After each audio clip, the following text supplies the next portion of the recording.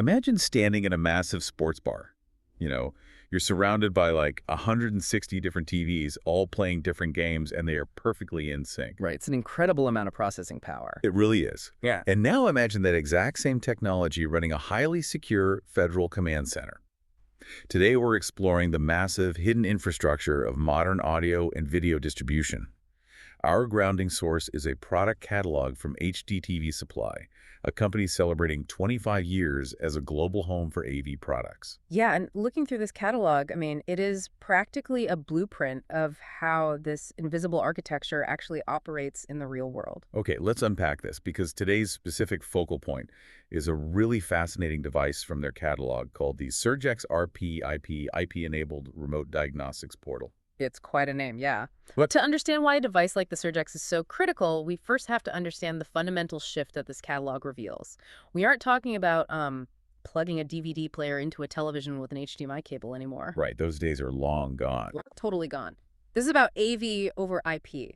So audio and video are being sent as network data over an internet protocol system. These aren't just TVs, you know? They are highly secure, interconnected computers displaying data packets. And the scale of that data traffic is just wild.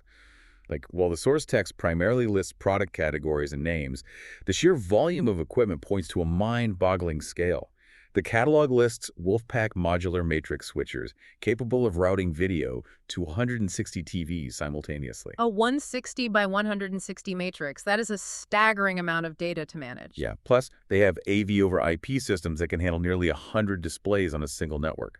So is a device like the SurgeX Remote Diagnostics Portal essentially a digital stethoscope for massive nervous system screens and speakers? I would definitely validate that comparison. These portals monitor enormous setups, but it goes a step further than that. A stethoscope just listens, right? The SurgeX is more like a digital pacemaker. Oh, wait, how so? Well, in these massive AV over IP setups, it actively monitors the health of the network traffic. If screen number 47 in a sprawling facility goes dark, the SurgeX doesn't just send a little alert, it can actually remotely cycle power to that specific node from 3 states away. Wow, before anyone in the room even notices a glitch. Exactly.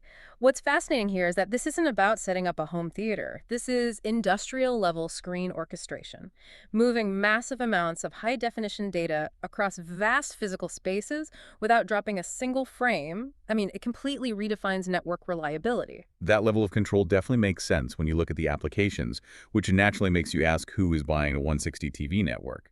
The source places a heavy emphasis on sports bar TV systems and really intricate video wall systems. Right, featuring PIP and POP controllers, which means picture-in-picture or picture-out-of-picture, and configurations ranging from a basic 1x2 setup all the way up to a 10x1 canvas. But here is where I am genuinely stuck.